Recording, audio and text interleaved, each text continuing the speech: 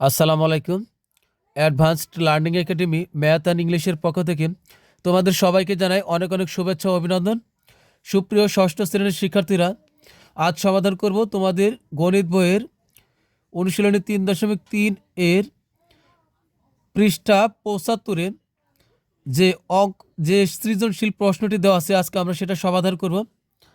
সৃজনশীল প্রশ্নটিতে দেওয়া আছে 9 - 4 - 2, এরপরে আছে 0 6 - 5। এটা হলো উদ্দীপক। যদি তাই হয় তাহলে আমাদেরকে তিনটা প্রশ্ন সমাধান করতে হবে, ক, খ এবং গ। প্রথম প্রশ্নে বলা হয়েছে ধনাত্মক সংখ্যাগুলোকে মানের ঊর্ধ্বক্রমে সাজাও। তো এখানে ধনাত্মক সংখ্যা কোনগুলো? ধনাত্মক সংখ্যা হলো শূন্যর চেয়ে বড়। দেখো, ধনাত্মক সংখ্যা হলো শূন্যর চেয়ে বড় সংখ্যাগুলো হলো কি ধনাত্মক, যেমন half, 1 2 3 dot dot dot dot এভাবে চলমান অবস্থায় আছে, মানে অসীম, এর কোনো শেষ নাই। তাহলে এগুলো হলো ধনাত্মক সংখ্যা, অর্থাৎ যে সংখ্যাগুলোর আগে কোনো মাইনাস নাই, তাহলে এরা কিন্তু হলো ধনাত্মক সংখ্যা। তো এখন আমরা ক নং আগে সমাধান করি। ধনাত্মক সংখ্যাগুলোকে মানের ঊর্ধ্বক্রম অনুসারে সাজাও। তা আমরা লিখব ঊর্ধ্বক্রম মানে হলো ছোট থেকে বড়। তা আমরা আগে লিখব উদ্দীপকের ধনাত্মক সংখ্যাগুলো হলো, আমরা আগে ক নং সমাধান করি। উদ্দীপকের ধনাত্মক সংখ্যাগুলো হলো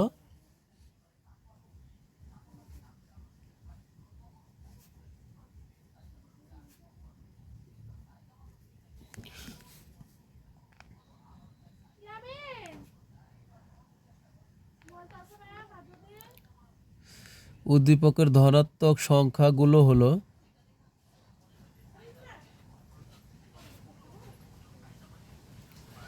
হলো এখানে কি কি ধনাত্মক সংখ্যা?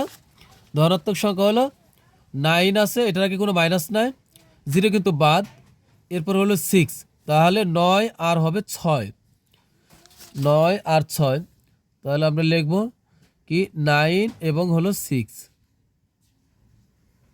তো এখন মানের ঊর্ধ্বক্রম অনুসারে সাজায়, বলছে ঊর্ধ্বক্রমে সাজাতে। তা আমরা লিখব মানের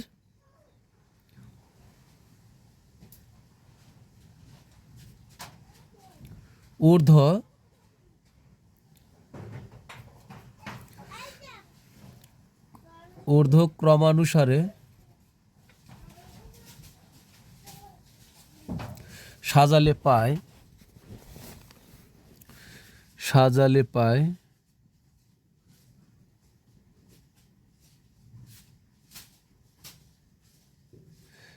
তা আমরা সাজাই। তা প্রথম হবে কি ছোটটা 6, পরে হবে 9, ছোট থেকে বড়। তো এটাই কিন্তু আমাদের ক নং প্রশ্নের সমাধান। এরপর আমরা সমাধান করবো হলো খ নং প্রশ্নের। খ নং প্রশ্নে দেখো আছে যে অঋণাত্মক পূর্ণ সংখ্যাগুলোর সমষ্টি হতে ঋণাত্মক পূর্ণ সংখ্যার সমষ্টি বিয়োগ করো। তো অঋণাত্মক সংখ্যা কোনগুলা? দেখো, এই যে 1 2 3 4 যেগুলা শূন্যর চেয়ে বড়, এরা যদি থাকে তাহলে হয়ে গেল কি এই সংখ্যাগুলো কি আমার, এগুলো হলো ধনাত্মক সংখ্যা। 1 2 3 4 ডট ডট ডট ডট অসীম, চলতেই থাকবে আজীবন। তাহলে এগুলো সব হলো আমার কি ধনাত্মক সংখ্যা। এই তালিকার সামনে তুমি যখন এনে একটা শূন্য বসাই দিবা এই তালিকার সাথে, তখন সেটা হয়ে যাবে অঋণাত্মক সংখ্যা। অর্থাৎ ধনাত্মক সংখ্যার সাথে যখন শূন্যটা অ্যাড হয়ে যায় এই তালিকায়, তখন সেটা হয়ে যায় অঋণাত্মক সংখ্যা। তো এখন আমরা এখানে অঋণাত্মক পূর্ণ সংখ্যাগুলো কোনগুলো হবে? অঋণাত্মক পূর্ণ সংখ্যাগুলোর সমষ্টি। তো এখানে অঋণাত্মক সংখ্যা হবে কোনগুলো? 0 হবে, তারপরে 9 হবে এবং 6 হবে। এটা হবে অঋণাত্মক। 0 6 আর 9 এই তিনটে হলে অঋণাত্মক হয়ে যাবে একসাথে। আর আগে 9 আর 6 ছিল কি ধনাত্মক। তো এখন আমরা লিখব অঋণাত্মক পূর্ণ সংখ্যাগুলোর সমষ্টি। তো এখানে অঋণাত্মক সংখ্যাগুলো আগে কি, আগে আমরা একটু লিখি। খ নং সমাধান করবো এখন। অঋণাত্মক পূর্ণ সংখ্যাগুলো হলো অঋণাত্মক খ নং অঋণাত্মক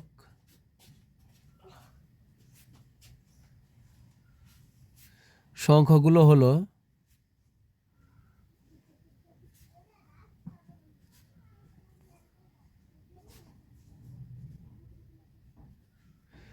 অঋণাত্মক সংখ্যা হবে, তাহলে এখানে 0 হবে, এরপরে 6 হবে, 9ও হবে। তা এগুলো হলো আমার অঋণাত্মক সংখ্যা। তো এখন এদের সমষ্টি, তাহলে এদের সমষ্টি কি হবে? সমষ্টি মানে হলো যোগফল। তা আমরা সমষ্টি বের করি। সমষ্টি হবে 0 যোগ 6 যোগ হলো 9। তা এদেরকে আমরা যোগ করি। 0 আর 6 যোগ করলে 6, 6 আর 9 যোগ করলে হলো 15। তো এখন কিন্তু বের হলো 15। এখন আরেক খণ্ডে বলছে আবার অঋণাত্মক পূর্ণ সংখ্যাগুলোর সমষ্টি হতে ঋণাত্মক পূর্ণ সংখ্যার সমষ্টি বিয়োগ করো। ঋণাত্মক পূর্ণ সংখ্যা কোনগুলো? এখন ঋণাত্মক পূর্ণ সংখ্যা, ঋণাত্মক সংখ্যা কোনগুলা? যেগুলোর আগে মাইনাস থাকবে, -1, -2, -3, এগুলো কি? এগুলো হলো ঋণাত্মক পূর্ণ সংখ্যা। 0 থেকে যেগুলো ছোট, এই -1, -2 এরা কিন্তু 0 থেকেও ছোট। তার মানে হলো 0 থেকে ছোট সকল সংখ্যাকে কি বলা হয়? আমার সকল সংখ্যা হলো কি? ঋণাত্মক সংখ্যা। তার মানে হলো সবগুলোর আগে মাইনাস থাকবে। তো এখন আমরা বের করবো হলো এখানে কি কি আছে। তাহলে ঋণাত্মক সংখ্যা কোনটা? যেগুলোর আগে মাইনাস আছে, -4, -2 আর -5, এই তিনটা হলো আমার ঋণাত্মক সংখ্যা। এখন ঋণাত্মক সংখ্যার এই ঋণাত্মক পূর্ণ সংখ্যা, এগুলো ঋণাত্মক পূর্ণ সংখ্যা, ঋণাত্মক পূর্ণ সংখ্যার সমষ্টি আগে বের করব। বের করে পরে গিয়ে আগেরটা থেকে পরেরটা বিয়োগ করব। তো এখন লিখব ঋণাত্মক পূর্ণ সংখ্যা হলো ঋণাত্মক পূর্ণ সংখ্যা, এখানে ঋণাত্মক পূর্ণ সংখ্যা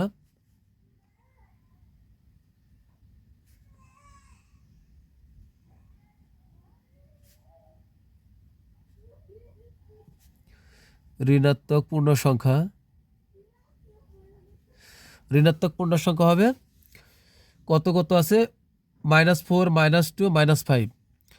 তো -4, -4, এরপর আছে -2, এরপরে হলো -5, এই তিনটা হলো পূর্ণ সংখ্যা।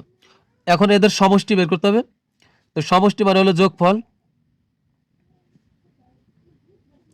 সমষ্টি যোগ করি আমরা। এই যে -4 সংখ্যার আগে মাইনাস থাকলে আমরা সবগুলো ব্র্যাকেট দিয়ে লিখবো যোগ করার সময়। যোগ, এরপর হলো -2, এই হলো -2, এরপরে যোগ -5, এই হলো -5। আমরা কিন্তু তিনটাকে যোগ করলাম। তো তোমরা অবশ্যই জানো এখন আমাদের কি ব্র্যাকেট উঠাইতে হবে। তো এখানে আছে প্লাস, কোনো চিহ্ন নাই মানে এখানে প্লাস আছে। প্লাস দ্বারা মাইনাসকে গুণ করলে দুই রকমের চিহ্ন গুণ করলে হবে মাইনাস। প্লাস মাইনাস হলো -4 এখানে আছে প্লাস, এই প্লাস দ্বারা এই মাইনাসকে গুণ করব। দুই ধরনের চিহ্ন গুণ করলে হয়ে যাবে মাইনাস। তো প্লাস মাইনাস হবে -2, এবার আবার এখানে প্লাস মাইনাস হবে -5 তাহলে সবগুলা চিহ্ন যখন সবগুলা একই রকম হবে তখন আমরা যোগ করব, কিন্তু আমরা যোগ চিহ্ন দিব না। এখানে -4 আছে, -2 আছে, -5 আছে, সবগুলোর চিহ্ন কিন্তু একই রকম। তো আমরা এখন ডাইরেক্ট যোগ করে দিব, তবে যোগ চিহ্ন দিব না। বিয়োগের যোগ করার সময় আমরা বিয়োগ চিহ্নটাই সামনে দিব। সবগুলার সংখ্যা যখন বিয়োগ থাকবে তখন আমরা যোগ করে ফেলবো, তবে সামনে আবার একটা বিয়োগ চিহ্ন দিব। তো -4, -2 আর -5, 4 আর 2 6, 6 আর 5 হলো 11। তো এদেরকে যোগ করলে হবে 11। যেহেতু এরা সবাই মাইনাস, তাই একটা মাইনাস আনে আমরা এর সামনে বসাবো। তাহলে কিন্তু আমাদের কি হলো? এটা কিন্তু এখন আমাদের সমষ্টি হলো। তাহলে আমরা পেলাম কি? অঋণাত্মক সংখ্যাগুলোর সমষ্টি পেলাম। আবার এই ঋণাত্মক সংখ্যাগুলোর কি সমষ্টি? প্রথম পেলাম অঋণাত্মক সংখ্যাগুলোর সমষ্টি, এখন পেলাম কি? ঋণাত্মক সংখ্যাগুলোর সমষ্টি। এখন একটা কাজ বাকি আছে, সেটা হলো যে অঋণাত্মক পূর্ণ সংখ্যাগুলোর সমষ্টি হতে মানে এটা থেকে বিয়োগ করতে হবে ঋণাত্মক পূর্ণ সংখ্যার সমষ্টি। মানে এই আমার এই 15 থেকে, তাহলে এটা অঋণাত্মক সংখ্যাগুলোর সমষ্টি, এটার থেকে আবার বিয়োগ করতে হবে, যে এটা বিয়োগ করতে হবে। তো এখন লিখবো বিয়োগফল, বিয়োগফল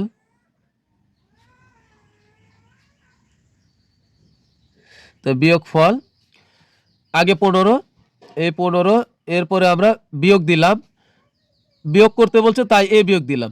এখন এটার থেকে আবার এটার পরে বসাবো হলো -11, এটা কিন্তু ব্র্যাকেটে বসাইতে হবে। এখন আবার বিয়োগ করি, তাহলে কত হবে? 15 মাইনাসে মাইনাস হবে কি প্লাস, তো এখানে হবে প্লাস, আর 11 হবে, তা 15 আর 11 যোগ করলে কত হবে? 26। তাহলে এটা কিন্তু আমাদের বের হলো 26। তাহলে এটা কিন্তু আমাদের খ নং প্রশ্নের সমাধান হয়ে গেল, এটাই আমাদের অ্যান্সার। তো এরপরে আমরা সমাধান করব হলো গ নং প্রশ্নের। গ নং প্রশ্নে বলছে প্রথম সংখ্যা দ্বয়ের অন্তর, যে এখানে প্রথম সংখ্যা দয় মানে হলো দুইজন, দুটি, তার মানে প্রথম সংখ্যা দয় মানে হলো দুটি, এই দুটি সংখ্যার অন্তর মানে হলো বিয়োগ, অন্তর মানে কি? বিয়োগ। এই প্রথম দুটি সংখ্যার অন্তর এবং শেষ সংখ্যাদ্বয়ের অন্তর নির্ণয় করে সংখ্যা রেখার সাহায্যে অন্তর্দ্বয়ের যোগফল নির্ণয় করো। তো প্রথমে আগে আমরা এই 9 আর 4-এর বিয়োগ করব, এরপর আবার শেষের যে দুইটা সংখ্যা আছে 6 আর 5 এদের বিয়োগ করব। এই দুইটার বিয়োগ করা শেষ হলে পরে এই দুই বিয়োগফলকে আমরা আবার যোগ করব। যোগ করার পরে যে ফলটা পাবো ওইটা আমরা সংখ্যা রেখার সাহায্যে আমরা দেখাবো। তো এখন আগে চলো গ নংয়ের প্রথম সংখ্যাদ্বয়ের অন্তর আগে আমরা বের করি। এখন আমরা প্রথম সংখ্যাদ্বয়ের অন্তর বের করি। তো আমরা লিখব, এখন সমাধান করব গ নং, প্রথম সংখ্যাদ্বয়ের অন্তর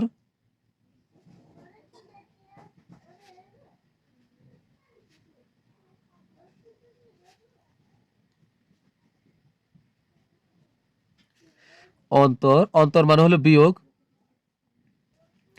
প্রথম সংখ্যাদ্বয়ের অন্তর তাহলে কি বের হবে? অন্তর হবে প্রথম হলো 9, তাই 9 অন্তর মানে বিয়োগ, তা আমরা বিয়োগ চিহ্ন দিলাম, দেওয়ার পরে -4, এই -4 আমরা ব্র্যাকেটে লিখব।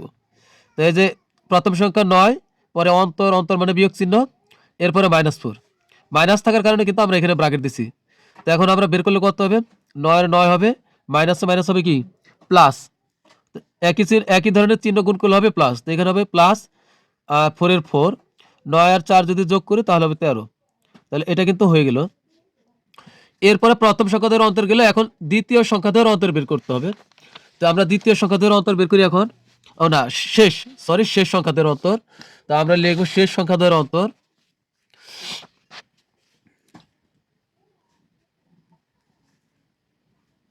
শেষ সংখ্যাদ্বয়ের অন্তর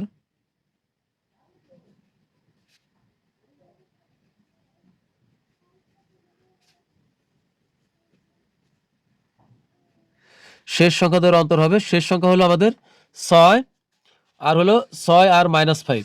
তো আগে লিখবো হলো 6, এরপরে অন্তর, এই যে অন্তর মানে বিয়োগ, এরপর আছে -5, এই -5। তো এখন কত হবে? 6 হবে, মাইনাসের মাইনাস গুণ করলে হবে প্লাস, তো মাইনাসে মাইনাসে প্লাস, একই ধরনের চিহ্ন গুণ করলে প্লাস হয়ে যাবে।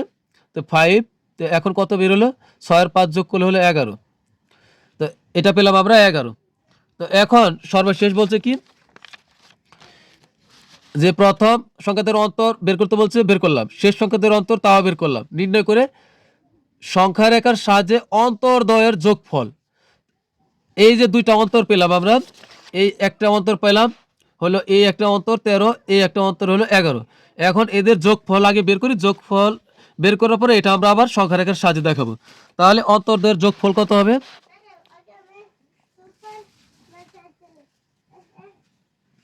অন্তর্দ্বয়ের যোগফল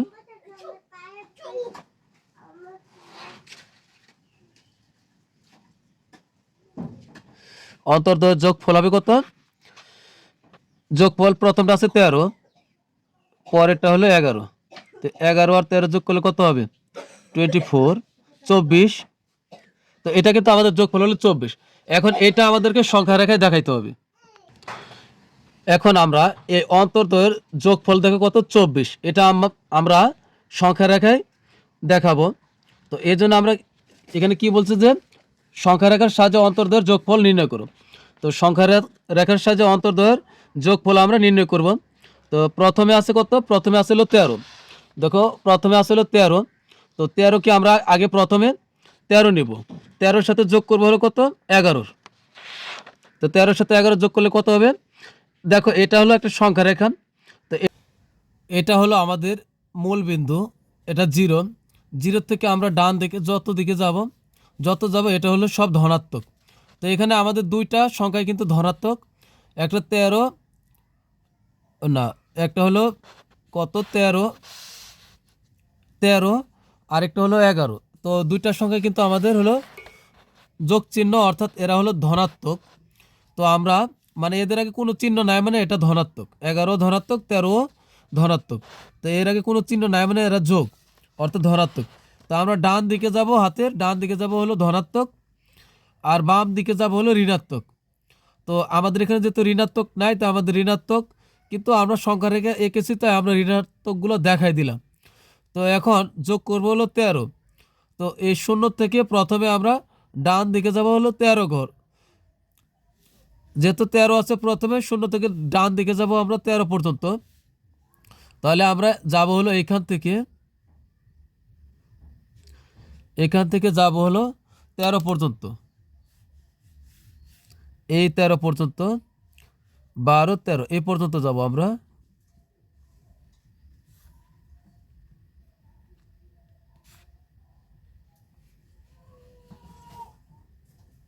এখানে থাকবে অ্যারো চিহ্ন, যেহেতু এদিক থেকে আমরা এদিকে যাচ্ছি 13।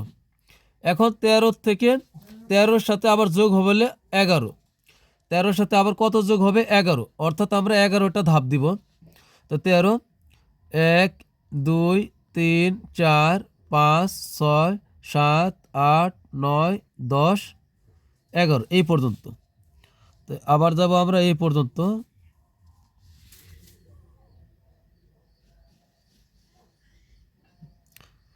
তাহলে কিন্তু এই পর্যন্তই শেষ আমাদের। তো এটা হবে আমাদের কি যোগফল, এই পর্যন্ত যাব আমরা। এখন এই দিকে আমরা শুরু করছি কোন জায়গা থেকে, শুরু করছি হলো এই জায়গা থেকে, এই জিরোর থেকে। তো এই জিরো